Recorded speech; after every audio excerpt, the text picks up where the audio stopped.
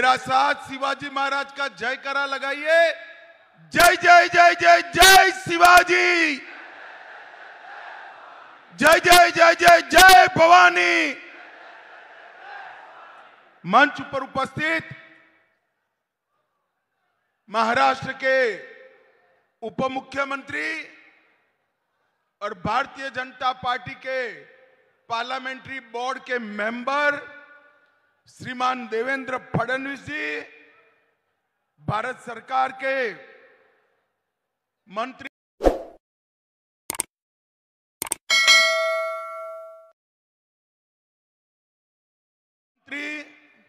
श्रीमान भागवत कराड़ जी, श्री गिरीश महाजन जी, श्री अशोक राव चौहान जी, श्री अजीत गोपछड़े जी, श्री संजय भाऊ कोडगे जी, सुश्री सूर्यकांताई पाटिल जी, श्री भास्कर राव पाटिल जी, डॉक्टर माधवराव जी, श्री राम पाटिल जी, श्री भीमराव केराम जी, श्री तुषार राठौड़ जी, श्री राजेश परार जी, और आज जिनको जिताने के लिए मैं दिल्ली से नांदेड़ आया हूं, ऐसे हमारे लोकप्रिय सांसद, आगे आओ प्रताप राव पाटिल जी के लिए जोर से ताली बजाइए सभी लोग। और आज की सभा में इतने विपरीत माहौल में बारिश होने की तैयारी होने के बावजूद इतनी बड़ी संख्या में आए हुए प्यारे भाइयों, बहनों, माताओं और मेरे जिगर के टुकड़े जैसे युवा मित्रों, आप सभी को नमस्कार।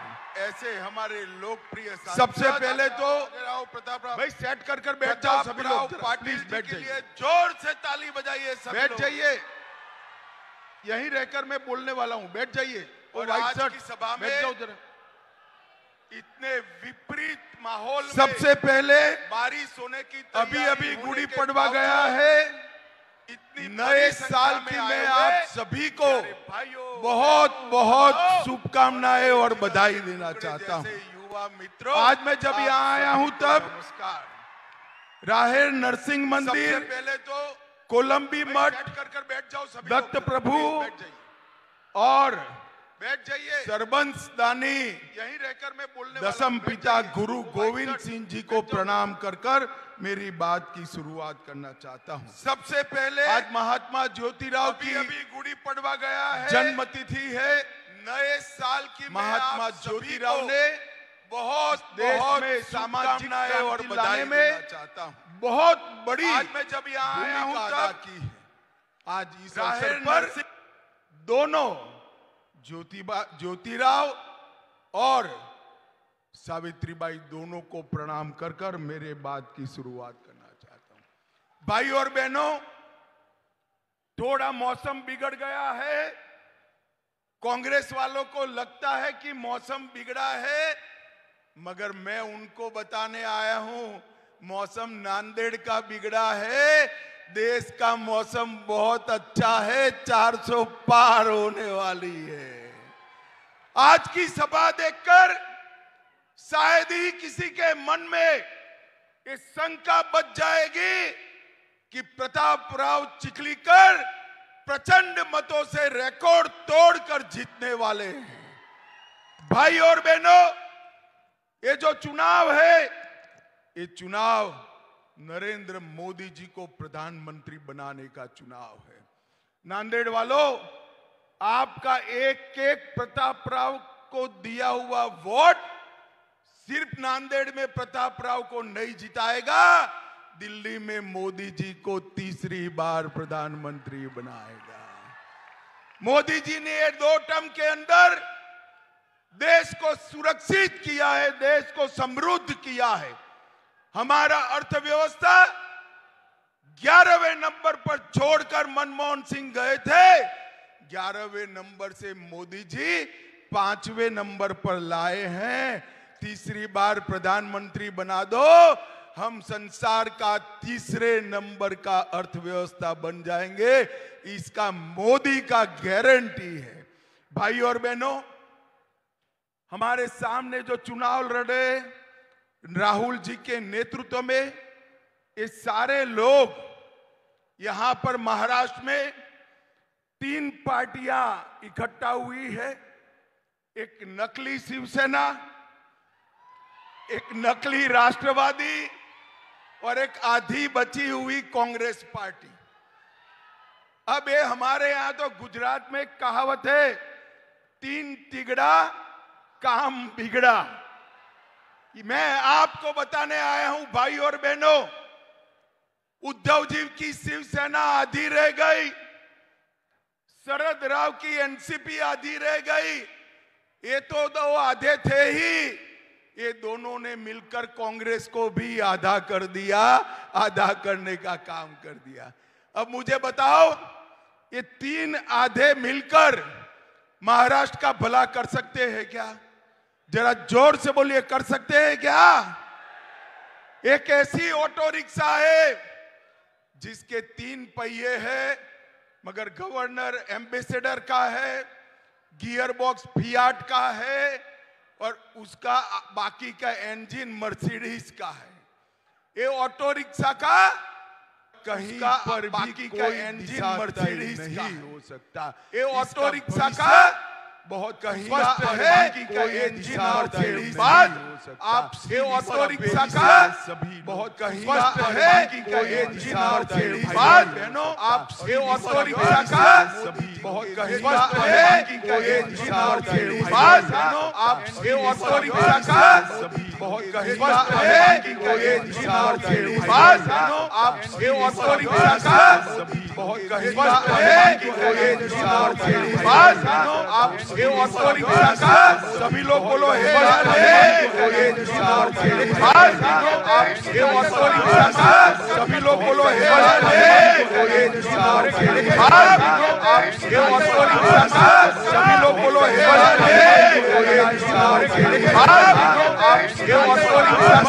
सभी लोग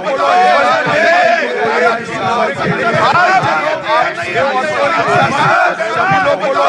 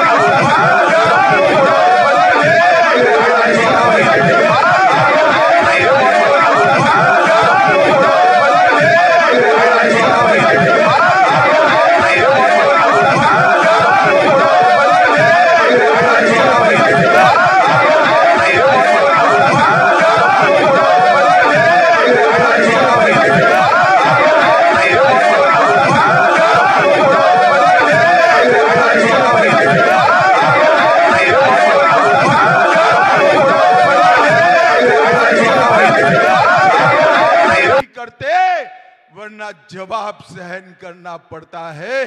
ये बात नरेंद्र मोदी जी ने की।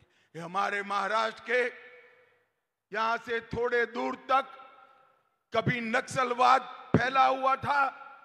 मोदी जी के 10 साल में महाराष्ट्र, बिहार, झारखंड, उड़ीसा, तेलंगाना और आंध्र प्रदेश, ये सभी राज्यों से नक्सलवाद को उखाड़कर फेंकने का काम ये भारतीय जनता पार्टी की सरकार ने किया।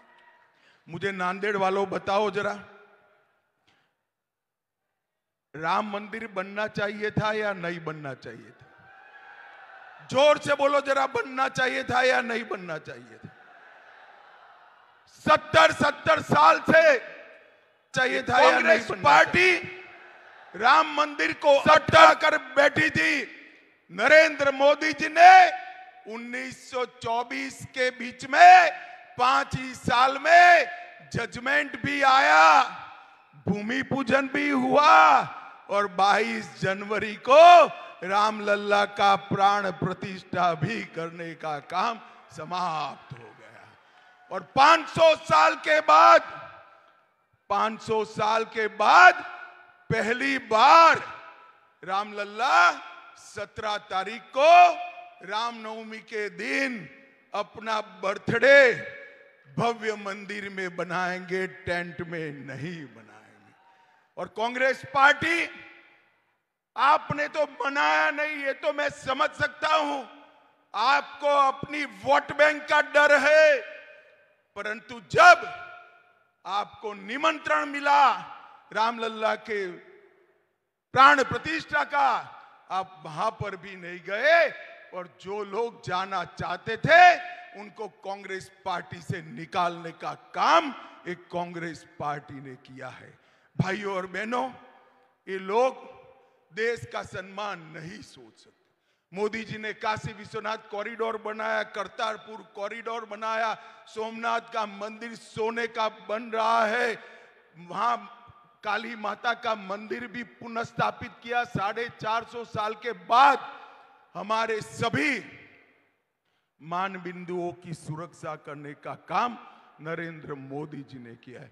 भाइयों और बहनों, आज मैं यहां आया हूं तब शरद राव जी को पूछना चाहता हूं कि शरद राव जी, एक बात बताइए, 10 साल तक सोनिया मनमोहन सरकार के आप कर्ता धर्ता थे, 10 साल तक आपने महाराष्ट्र को क्या दिया?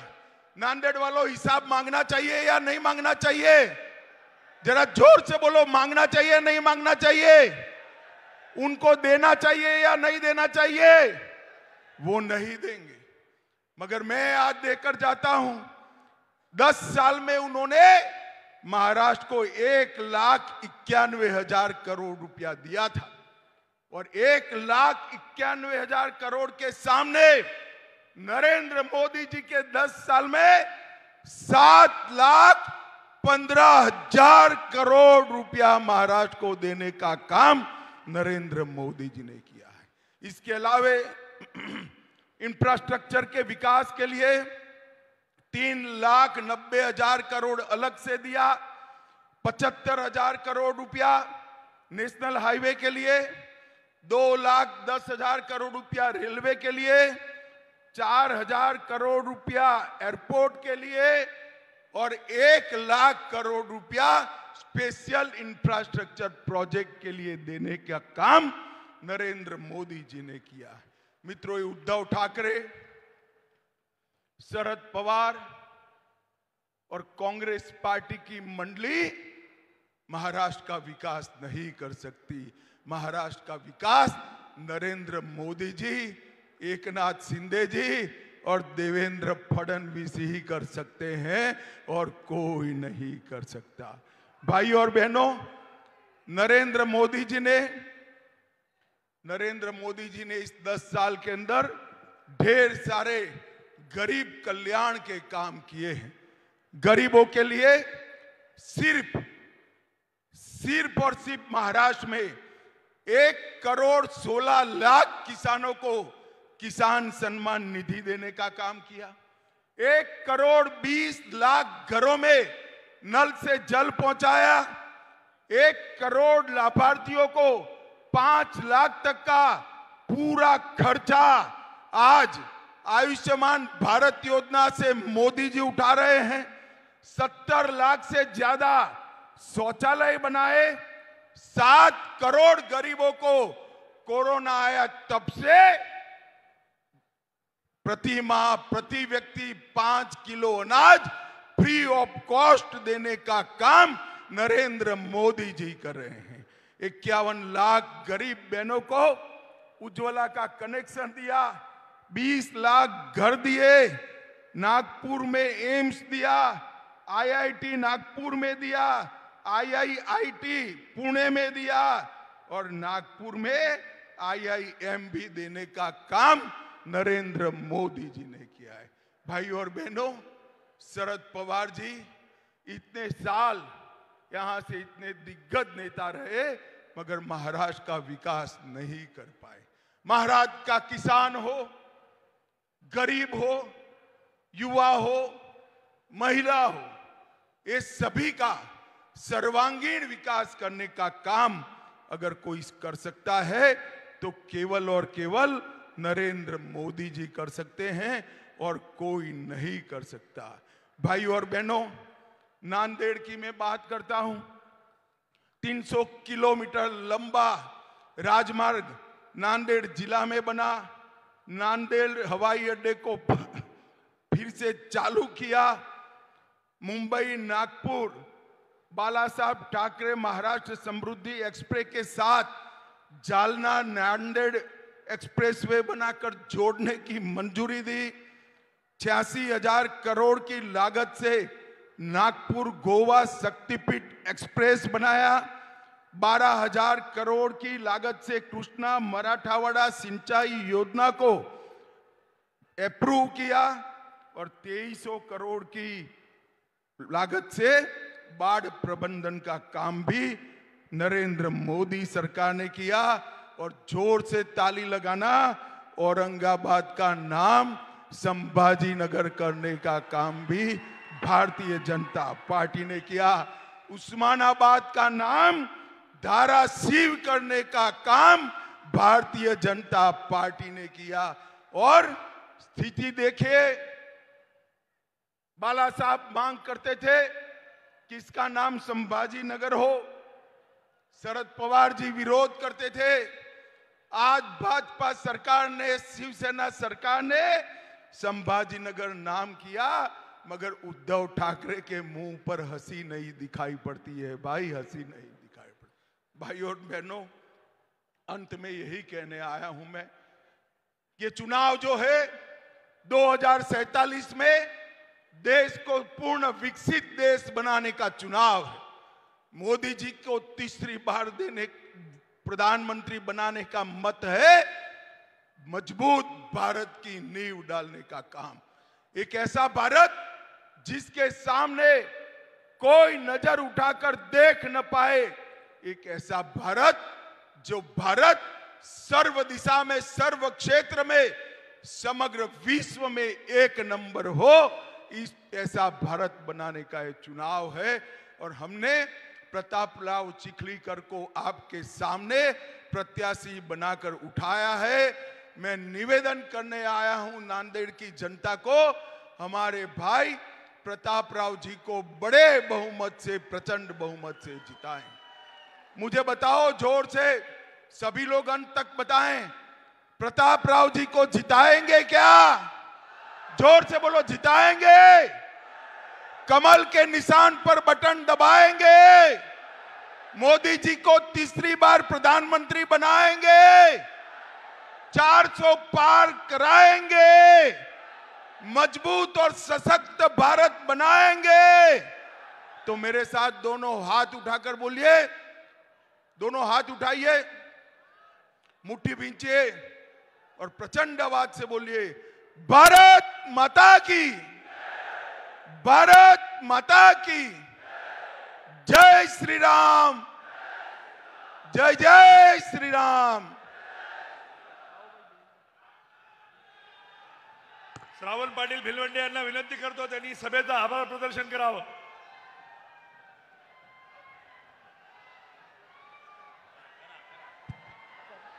आजच्या या निवडणूक प्रचाराच्या खासदार प्रताप पाटील चिखलीकर, भारतीय जनता पार्टीचे उमेदवार चिखलीकर साहेबांच्या प्रचाराच्या या सभेला आपला सर्वाला संबोधित केलेले देशाचे गृहमंत्री अमित भाई शाह